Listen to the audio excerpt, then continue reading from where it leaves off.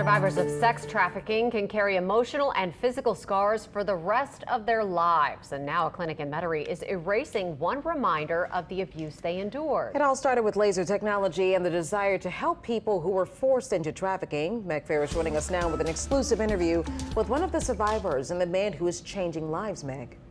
That's right, Charisse. People who have survived sex trafficking go through mental and physical therapy to heal. And now a local man is healing another reminder of what happened. And the survivors are calling it a path towards their freedom. Our bodies were used, our bodies were branded. We had no say-so over our bodies. We were told what to do, what to wear, where to go, we weren't allowed to think for ourselves or have choices. Like, we weren't even allowed to use the bathroom. Michelle is a sex trafficking survivor. That was her life from age 16 to 24. A federal law enforcement sting operation is how she was finally freed by being arrested.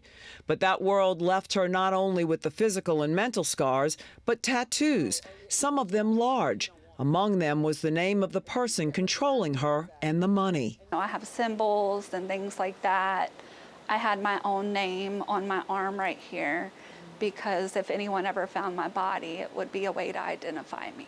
But a year ago, she met Scott Vaughn. He's the owner of the Metairie clinic, First Down Healthcare and Aesthetics.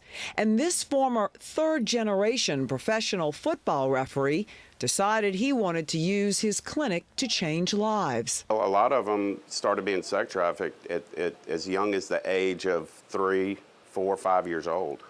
And usually it's by a family member. It's still hard for me to wrap my mind around. So he started a nonprofit called Unbranded and used the new technology of this laser to remove tattoos from human trafficking survivors free. 1 and 2 are branded by their pimp or their trafficker with a certain tattoo that shows ownership, that shows what pimp they belong to and what pimp owns that property, meaning a human being. It removes all color ink, leaving no scars in just 3 to 6 treatments. He's helped more than 24 survivors. Now you're going to get me emotional because it is an emotional roller coaster, because the effect that we're having on these survivors is, I can't even explain it.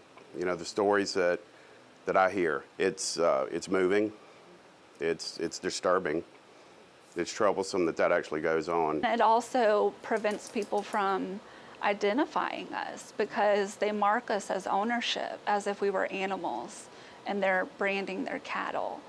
And so for us to be able to walk out in public and people see like that is gone, we're no longer owned.